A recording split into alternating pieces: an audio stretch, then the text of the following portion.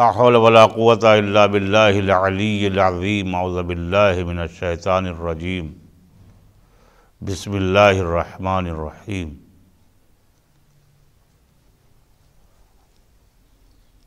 آج کی وہ تاریخ جسے 4 شعبان المعظم کے نام سے یاد کیا جاتا ہے، اور یہ تاریخ ایسے وفادار، شجاع، بہادر، بلکہ یوں کہا جائے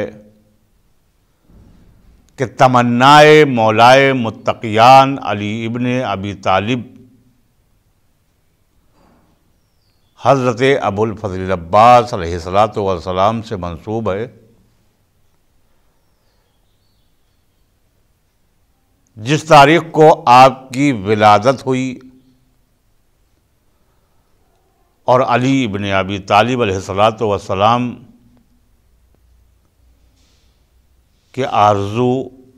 دعا قابل قبول ہوئی، اور آپ کی ولادت 4 شعبان المعظم 26 ہجری مطابق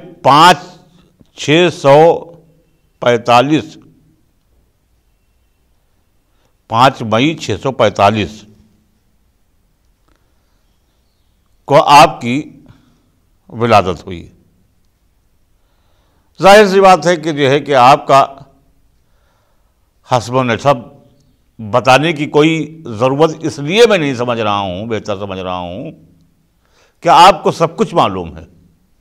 خدا کا شکر ہے کہ جو ہے کہ ہماری قوم یہ فرش امام حسین علیہ الصلوۃ والسلام سے سب کچھ حاصل کر چکی ہے۔ جناب عباس علیہ الصلوۃ والسلام ان کا ایک لقب قمر بنی ہاشم بھی ہے، یعنی قمر کہتے ہیں چاند کو، بنی ہاشم اس قبیلے سے آپ کا تسلسل تھا۔ جناب ہاشمی خانوادے سے بنو ہاشم، چاند اور ابو الفضل بھی آپ کا لقب ہے۔ آپ کی والدہ گرامی فاطمہ بنت احزام ہیں۔ جناب حضرت ابو الفضل العباس علیہ الصلوۃ والسلام اس شخصیت کا نام ہے کہ اگر وفا کے میدان میں آپ دیکھیں تو اللہ اکبر، اس طریقے سے آپ نے وفاداری نبھائی جس مقصد کے تحت آپ کی تخلیق ہوئی تھی۔ بھائی جناب فاطمہ صلوات اللہ علیہ کی شہادت کے بعد آپ نے جناب عقیل اپنے بڑے بھائی سے مولائے متقیان نے کہا تھا کہ اے بھیا، آپ ایسے قبیلے کی، ایسے بہادر قبیلے کی ایک خاتون تلاش کریں کہ جس سے میرا نکاح ہو اور اس سے ایک بہادر بیٹا پیدا ہو۔ ظاہر سی بات ہے کہ یہ تو مکمل یقین ہے کہ آپ کا جو بیٹا ہوتا وہ بہادر ہوتا، لیکن یہ امام مولائے متقیان علیہ الصلوۃ والسلام کے جملے ہمیں آگاہ کرتے ہیں کہ دیکھو شادی سے پہلے حسب و نسب کی بھی اہم ضرورت ہے کہ آپ اس کی تفتیش کریں، چونکہ آج ہم نے دولت کو محور بنا لیا ہے، حسب و نسب بالکل میں نے کنارے رکھ دیا ہے، چونکہ اگر ہم دولت ہی کو محور بنا کے رکھیں گے اور اس کے ذریعے سے ہم انسان کو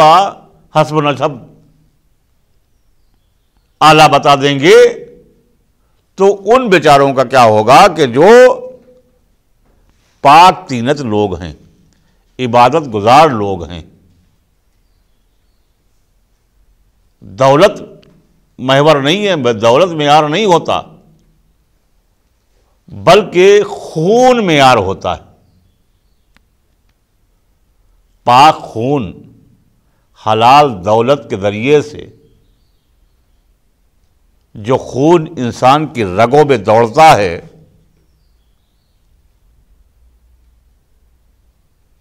تو وہ کبھی کوئی غلط کام نہیں کر سکتا ہے، اور وہ برائیوں سے دور رہے گا۔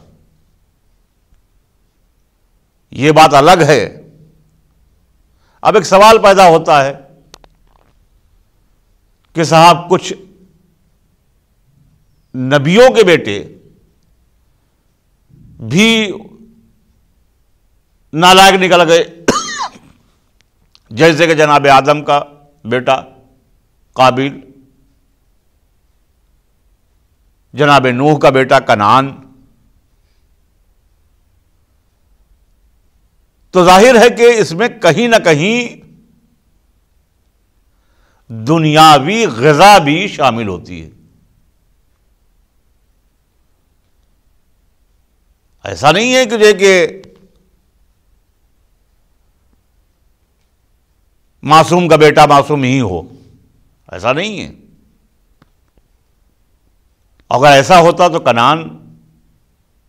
کیوں نہ معصوم ہوتا؟ معصوم کا بیٹا تھا۔ تو بہرحال ہم اپنے بچوں کو حلال رزق کی طرف راغب کریں اور اپنے بچوں کو حلال رزق کھلائیں، اور ان کی تربیت، ان کی تعلیم۔ دوسرا یہ ہے کہ سب سے بڑی درسگاہ جو ہے وہ ماں ہوتی ہے۔ جناب ام البنین وہ بیوی ہیں کہ جب مولائے متقیان علی ابن ابی طالب علیہ السلام کی آپ کی شادی آپ سے ہو گئی، تو آپ رخصت ہو کے جب در اہل بیت پر آئیں تو سب سے پہلے دہلیز کو بوسہ دیا،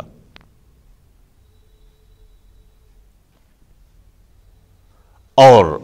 حسنین سے، شہزادی جناب زینب سے ہاتھ جوڑ کے عرض کیا کہ اے شہزادوں، اے شہزادی، ہم آپ کی ماں بن کے نہیں بلکہ ایک کنیز بن کے آئے ہیں، ہم نوکرانی بن کے آئے ہیں۔ تو ظاہر ہے کہ جناب اسی جملے سے جناب حضرت عباس علیہ السلام کی بھی اگر وفا کو پہچانا جائے تو کم نہ ہوگا کہ جو ماں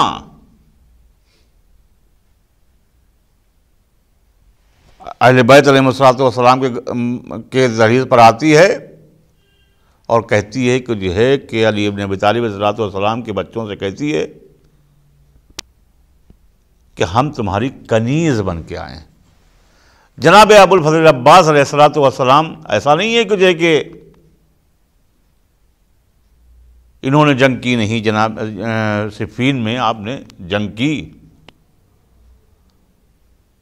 اور 11 یا 12 سال کی عمر میں ایسی آپ نے جنگ کی کہ اللہ اکبر،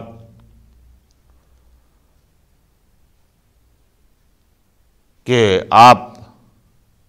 تمام صفوں کو چیرتے ہوئے، اور آپ نے دریا پر علم جو ہے، وہاں بھی پانی کا مسئلہ تھا، علم کو نصب کر دیا، تمام لوگوں نے شاباش کہی، جناب حضرت ابو الفضل عباس علیہ السلام سر جھکائے ہوئے کھڑے ہیں،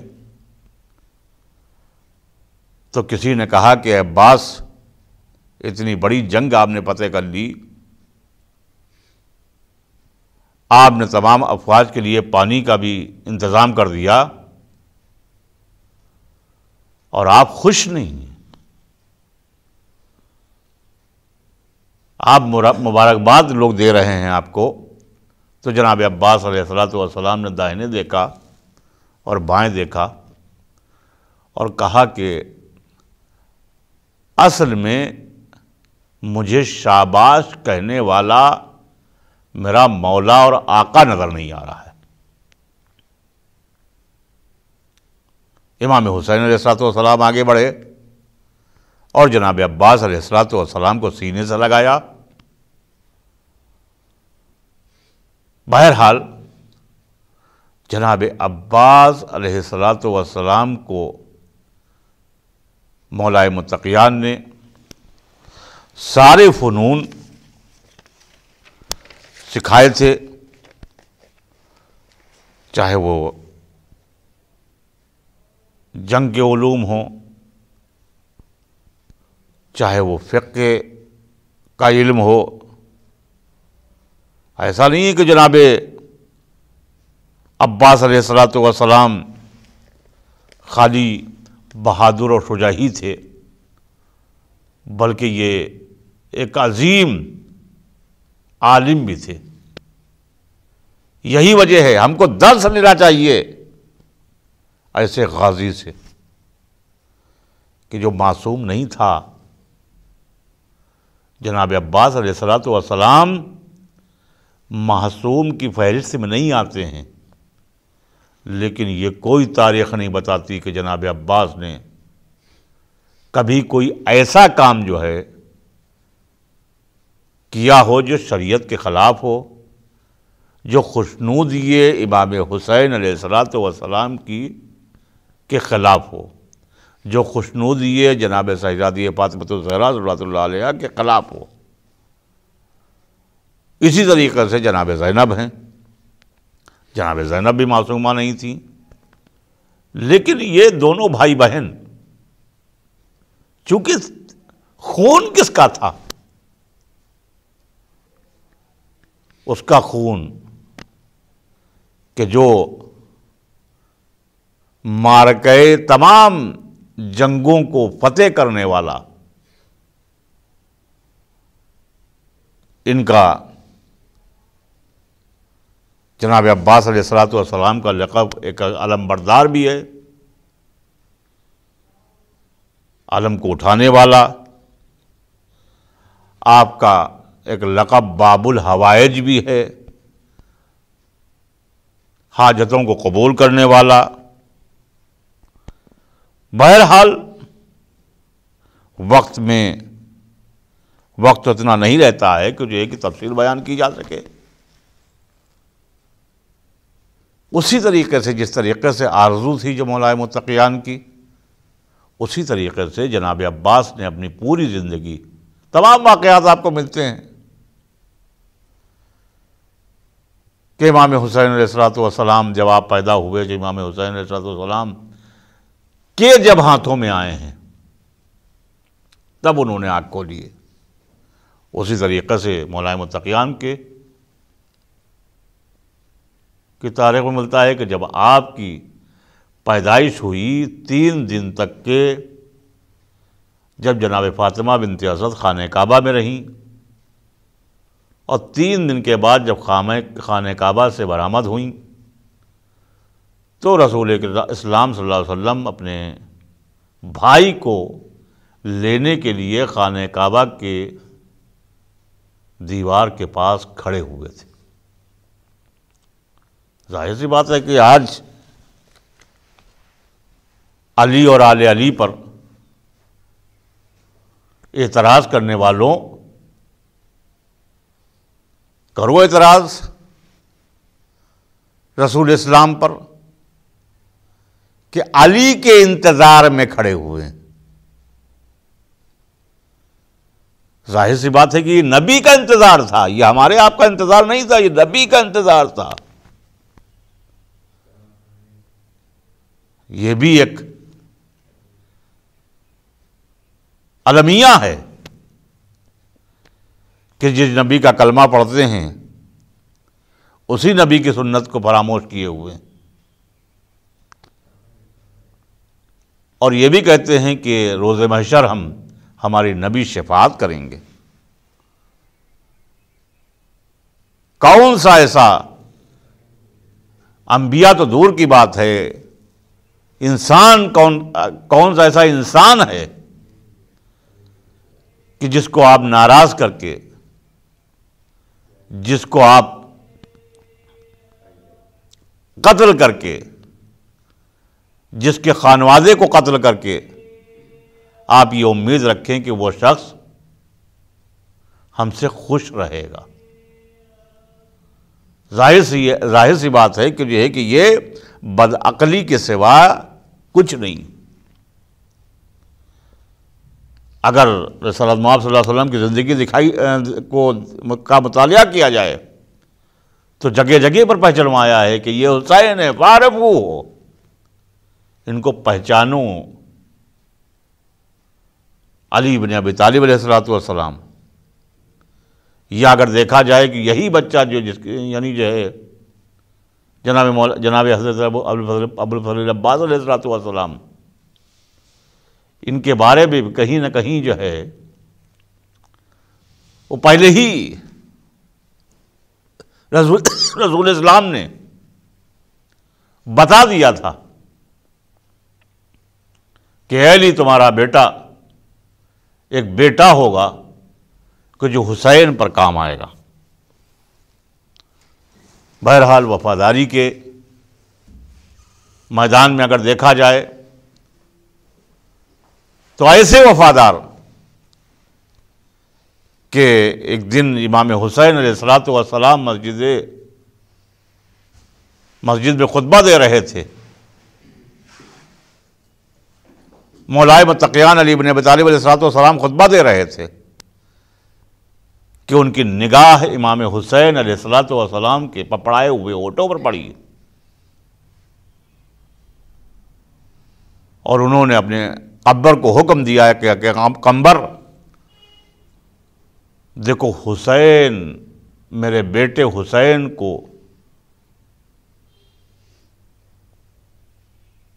مجھے محسوس ہو رہا ہے کہ پیاس لگ رہی ہے، پانی کا انتظام کرو۔ تاریخ بتاتی ہے کہ جناب عباس علیہ السلام بھی بیٹھے ہوئے تھے، فوراً آپ جو ہے بھاگ کے گئے اور انہوں نے جناب قمبر سے پہلے امام حسین علیہ السلام کی خدمت میں پانی پیش کر دیا۔ جب لوگوں نے سوال کیا کہ حکم تو قمبر کو دیا تھا آپ کے بابا نے،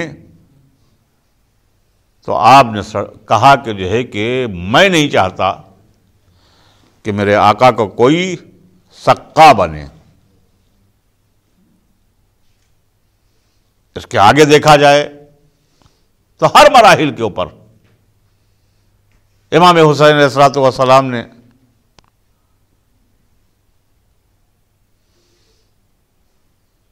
خطبے میں یہ فرمایا کہ جو ہے کہ دیکھو یہ عباس ہیں، ان کو پہچان لو۔ وفاؤں کا مرکز تھے جناب عباس، ایک دفعے کا واقعہ ہے کہ امام حسین علیہ الصلوۃ والسلام نے جناب یہی پانی کی بات کے اوپر فرمایا کہ اے عباس، جس طریقے سے پانی آج تم لے کے آئے ہو جلدی سے، ایک وقت وہ بھی آئے گا کہ تم کو ہم آواز دیں گے اور تم لبیک نہیں کہہ سکو گے، ہم تمہیں پکاریں گے۔ تو تاریخ بتاتی ہے کہ جناب عباس نے وہ جملے سنے اور سننے کے بعد تقریباً 7 راتیں جا کے گزاری ہیں آپ نے۔ جناب زینب کی نظر پڑی کہ دیکھا آپ کی آنکھیں سرخ ہیں، آپ کا چہرہ متغیر ہے۔ آپ نے جناب عباس علیہ السلام کو لیا اور جناب امام حسین علیہ السلام سے کہا کہ جو ہے کہ اے بھیا، آپ نے میرے بھائی عباس سے کیا کہہ دیا کہ وہ 7 دن سے یعنی مسلسل سوئے نہیں ہیں، آنکھیں متغیر ہیں، چہرے کی رنگت تبدیل ہے۔ امام حسین علیہ السلام نے اپنے بھائی کو گلے سے لگایا اور کہا، عباس، جس وقت کے لیے میں نے تم سے کہا تھا وہ وقت ابھی نہیں ہے۔ امام حسین جناب عباس سمجھے کہ جو ہے کہ شاید ہو سکتا ہے کہ جو ہے کہ میں سو جاؤں اور میرا آقا اور میرا مولا آواز دے اور میں جو ہے وہ آواز پہ لبیک نہ کہہ سکوں۔ تو جناب امام حسین علیہ السلام نے جب یہ جملہ فرمایا کہ جو ہے کہ وقت نہیں ہے، بلکہ ایک وقت وہ کربلا میں آئے گا، اور آخر وقت تک کے امام حسین جناب عباس علیہ السلام آخر وقت تک کے تاریخ میں آپ ملتا ہے کہ جو ہے کہ آپ اکثر ذاکرین سے سنا کرتے ہیں کہ جناب علی اکبر علیہ السلام کے پاس، چونکہ کچھ تاریخیں بتاتی ہیں کہ جناب عباس کے بعد جو ہے جناب علی اکبر علیہ السلام کی شہادت ہوئی، تو آپ جو ہے جناب علی اکبر علیہ السلام سے مخاطب ہوتے ہیں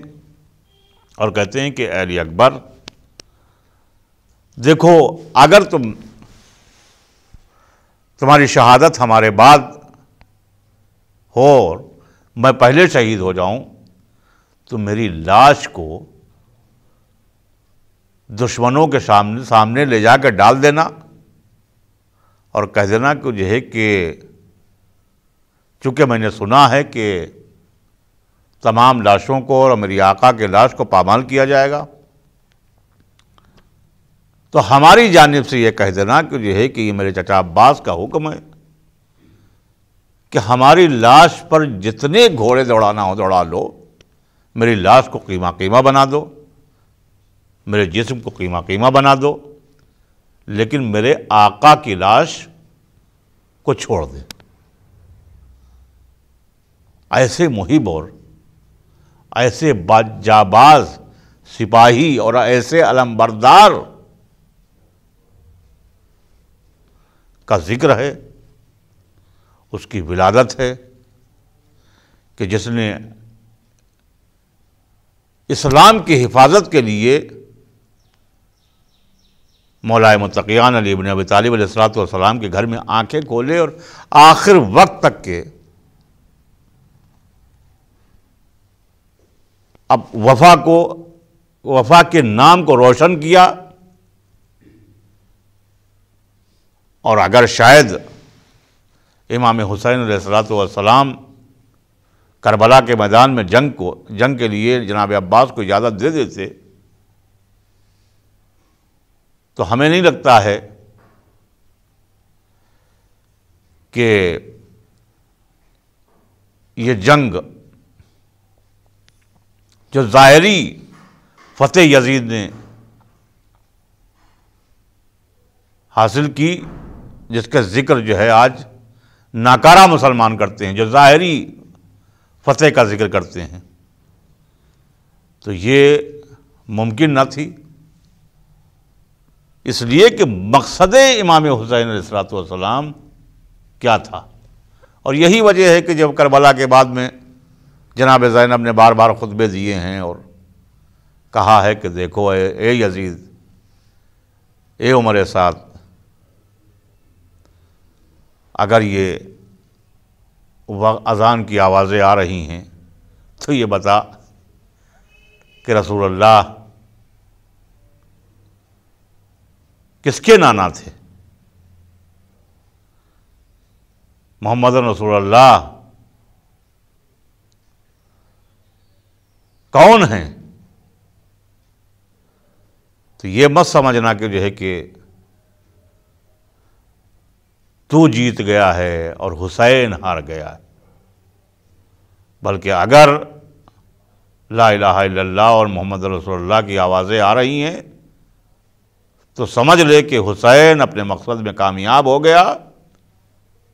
اور تو اپنے مقصد میں ذلیل اور رسوا ہوا۔ وآخر دعوانا الحمد للہ رب العالمین۔